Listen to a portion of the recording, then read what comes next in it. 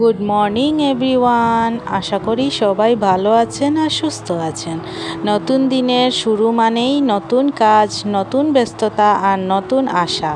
আমার দিনটাও শুরু হলো প্রতিদিনের মতোই মায়ের দায়িত্ব আর সংসারের কাজ নিয়ে। সকালে ঘুম থেকে উঠেই প্রথম কাজ ছেলেদের টিফিন তৈরি করা। তো আজ ছোট ছেলেটা স্কুলে যাবে না, বড় ছেলেটাকে টিফিন রেডি করে দিচ্ছি।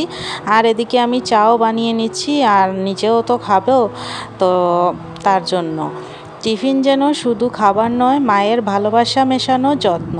তাই যতই ব্যস্ততা থাকুক না কেন, ছেলের জন্য কিছুটা বিশেষ করে দেওয়ার চেষ্টা করি সব সময়।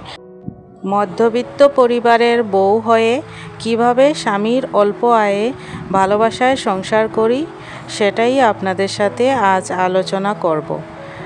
সংসার মানেই শুধু টাকা পয়সা নয়, এর ভিতরে লুকিয়ে থাকে ভালোবাসা, বোঝাপড়া আর একসাথে পথ চলার অঙ্গীকার। আমি একজন মধ্যবিত্ত পরিবারের বউ।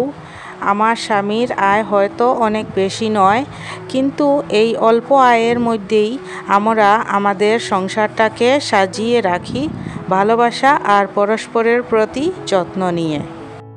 এদিকে সকালের আবহাওয়াটা খুব সুন্দর ছিল, হালকা হালকা বৃষ্টিও হচ্ছিল, তাই আপনাদের সাথে কিছুটা শেয়ার করলাম। আপনারা দেখতে পাচ্ছেন। আর এই পর্যন্ত আমার ভিডিও যারা আমার পাশে থেকে দেখছেন, হয়তো একটি লাইক দিতে ভুলে গেছেন। তো আপনাদেরকে একটি রিকোয়েস্ট করব, প্লিজ ভিডিওটিতে একটি লাইক দিয়ে কন্টিনিউ করবেন, কারণ আপনাদের একটি লাইক আমার ভিডিওটিকে অনেকের কাছে পৌঁছে দিতে অনেকটাই সাহায্য করবে। টিফিন বানানো শেষ হতেই বড় ছেলেকে স্কুলে পাঠানোর প্রস্তুতি শুরু হলো। ব্যাগ, বই, ড্রেস সব কিছু ঠিক আছে কি না দেখে নিলাম। তারপর হাসি মুখে তাকে বিদায় দিলাম। ছেলেকে স্কুলে পাঠানোর পর একদিকে যেন একটু ফাঁকা লাগে, আবার অন্যদিকে মনে হয় ঠিকমতো দায়িত্বটা পালন করতে পারলাম।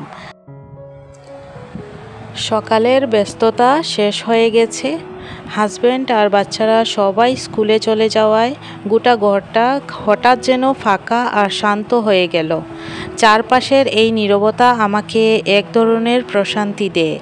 আমি ভাবলাম এখন একটু নিজের জন্য সময় নেওয়া যাক। তাই রান্নাঘর থেকে ধোয়া ওঠা এক কাপ চা নিয়ে এসে বসে পড়লাম।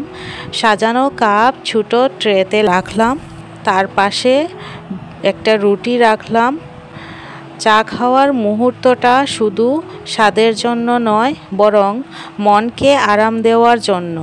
সুন্দরভাবে সাজিয়ে চা খেলে দিনটা অন্যরকম আনন্দ দিয়ে শুরু হয়।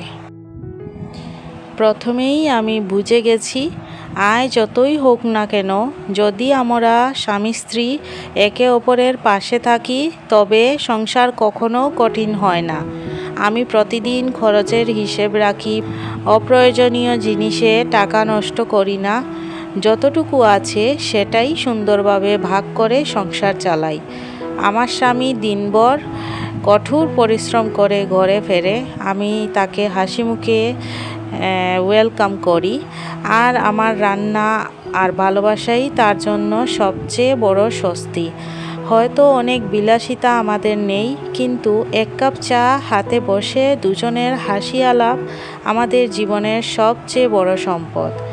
অল্প আয়ের সংসারেও সুখ থাকে যদি স্বামী স্ত্রী একে অপরকে সম্মান দেয়, ভালোবাসে আর একসাথে স্বপ্ন দেখে।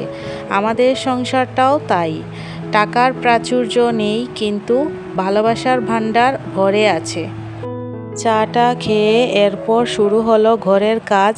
ঘরদোর পরিষ্কার করা, গুছিয়ে রাখা, সব কিছু একে একে শেষ করলাম।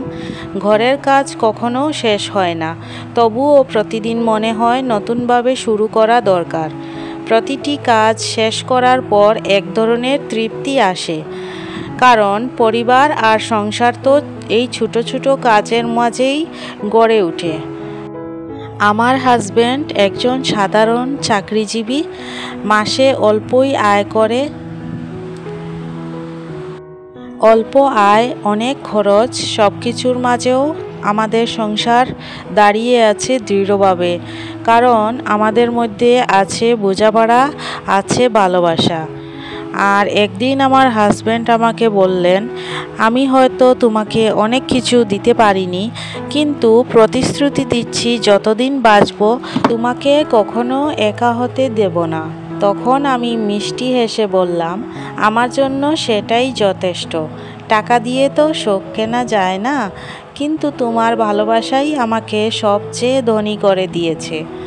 এইভাবেই আমাদের সংসারটা চলছে। অল্প আয় হলেও আমাদের ভালোবাসার ঘর ভরে থাকে হাসিতে। কখনো জীবন কঠিন হয়, কিন্তু আমরা একসাথে সেই কষ্টকেও সামলে নেই। এদিকে আমি দুপুরের রান্নাবান্নাও কমপ্লিট করে নিয়েছি। সেটা অফ ক্যামেরাতে করেছি, আপনাদের সাথে আর শেয়ার করলাম না, কারণ ভিডিওটা অনেক বড় হয়ে যায়। তো আমি আজ দুপুরে বানিয়েছি মটর পনির আর শীতল শুটকি দিয়ে একটা ভর্তা, আর মাছ ভাজা করেছি। মাছটা তরকারি খেতে অনেকেই ভালোবাসে না আমার ঘরে, তো মাছটা ভাজাই রাখলাম। আর এদিকে দেখো ছোট্ট পুচকি সোনাটা এত মস্তি করছে। বিয়ের পর যখন নতুন সংসার শুরু হলো আমার, তখন থেকেই জানতাম আমার স্বামীর আয় খুব বেশি নয়। মধ্যবিত্ত পরিবারের ছেলে, স্কুল থেকে সামান্য বেতন নিয়ে ঘরে ফেরে। অনেকের চোখে এই আয় হয়তো ছোট, কিন্তু আমার কাছে এই আয়টাই আমাদের স্বপ্নের সংসার চালানোর মূল শক্তি। প্রথম আমাকেও ভয় লাগতো অল্প টাকায় কিভাবে সংসার চালানো সম্ভব, কিন্তু সময়ই আমাকে শিখিয়ে দিল সংসার টাকার উপর নয়, ভালোবাসার উপর টিকে থাকে। প্রতিদিন সকালে স্বামী স্কুলে যান, আমি ছেলেদের স্কুলের জন্য রেডি করি।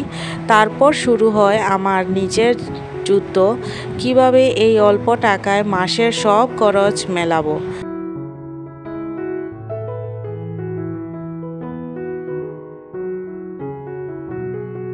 এখন সোজা চলে আসলাম সন্ধ্যার পর। দুই ছেলের জন্য বার্গার বানিয়েছিলাম, সেটা একটু শেয়ার করলাম আপনাদের সাথে। আর ছোট ছেলেকে নিয়ে এখন একটু পড়াতে বসলাম। আমি আগে থেকে একটা খাতা রাখি, তাতে লিখে নেই এই মাসে কোন খাতে টাকা খরচ হবে। বাজার, বিদ্যুৎ বিল, বাচ্চাদের পড়াশোনার খরচ এসব আগে মেলাতে হয়। তারপর যদি কিছু টাকা হাতে থাকে, সেটি আমি যত্ন করে জমিয়ে রাখি।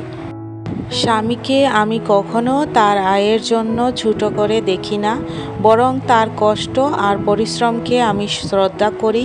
সন্ধ্যায় ক্লান্ত হয়ে ঘরে যখন ফেরেন, আমি তখন এক কাপ গরম চা আর হাসি মুখে তাকে স্বাগত জানাই। আমাদের জীবনে হয়তো দামি জিনিস নেই, কিন্তু আছে ভালোবাসার মূল্য। আজ আমি গর্ব করে বলতে পারি, স্বামীর অল্প আয়ে হয়তো আমাদের হাতে কোনো কিছু থাকে না মাস শেষে, কিন্তু আমাদের হৃদয়ে জমেছে অসীম সুখের ভাণ্ডার। সংসারের আসল সম্পদ টাকা নয়, বরং বোঝাপড়া, ধৈর্য আর ভালোবাসা। তো আজকের ভিডিওটি এখানেই শেষ করছি বন্ধুরা। আশা করছি আপনাদের খুব ভালো লেগেছে। দেখা হবে আগামীতে নতুন কোনো একটি ভিডিও নিয়ে। ততক্ষণের জন্য ভালো থাকবেন, সুস্থ থাকবেন আর আমার পাশে থাকবেন। ধন্যবাদ।